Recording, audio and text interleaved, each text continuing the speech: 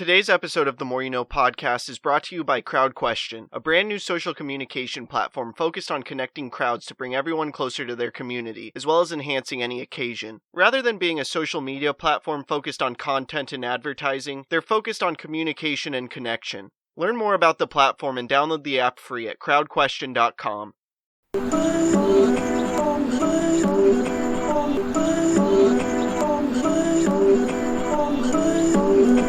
I'm just trying to make it all make sense. Today's More You No podcast.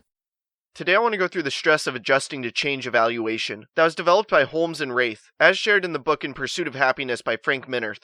The stress of adjusting to change evaluation helps you assess the level of stress you have due to stressors you've experienced over the past year. A stressor is an external event that affects the individual, causing the person to feel stressed.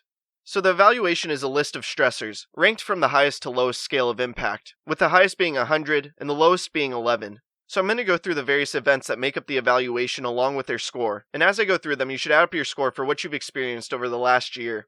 The first is the death of a spouse or significant other, which has a score of 100.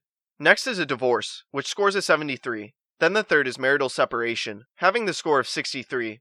The next one is then death of a close family member, which also has a score of 63. The following is a serious personal injury or illness, which scores at 53. The next event is marriage, which has a score of 50. After that, the next event is being fired at work, and the score for this is 47. Next is marital reconciliation or getting back together with someone. This has a score of 45. The next event also has a score of 45, and it's retirement. From here, the next event is change in health of a family member, which has a score of 44. From here, the next event is pregnancy, which has a score of 40. Next is sex difficulties, which has a score of 39. The next one, which is gaining a new family member, also has a score of 39. And so does the following event of having a business readjustment. After that, the next event is having a change in financial state, which has a score of 38. Then the following event is a death of a close friend, which has a score of 37. Next is a change to a different line of work, which has a score of 36. From here, the next event is the change in the number of arguments with a spouse. This has a score of 35. Then after that, the next event is a mortgage or loan of over $10,000, which scores at 31.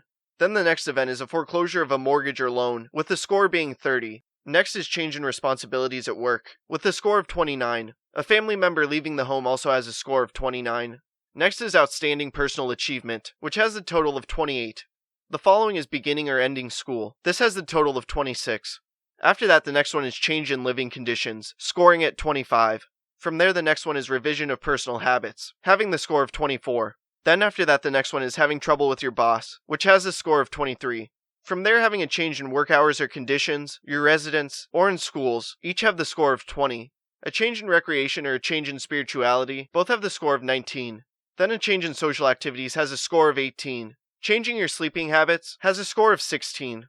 Then a change in the number of family get-togethers, or in your eating habits, both have the score of 15. Going on a vacation has a score of 13. And finally, minor violations of the law have a score of 11. If you accumulated 200 or more stress points over the past year, you could develop significant emotional problems. And if you are facing emotional problems, you must work to overcome that adversity. You must have awareness of the stress in your life and how it's emotionally affecting you. You can do so by taking this examination, and you should also take this examination annually. By doing so, you'll always understand the level of stress you have from the stressors you're experiencing, as well as the emotional effects that can spark from them, and then from there work to overcome them. And then use that awareness to help you as you make a tremendous impact in this world and craft a life of significance.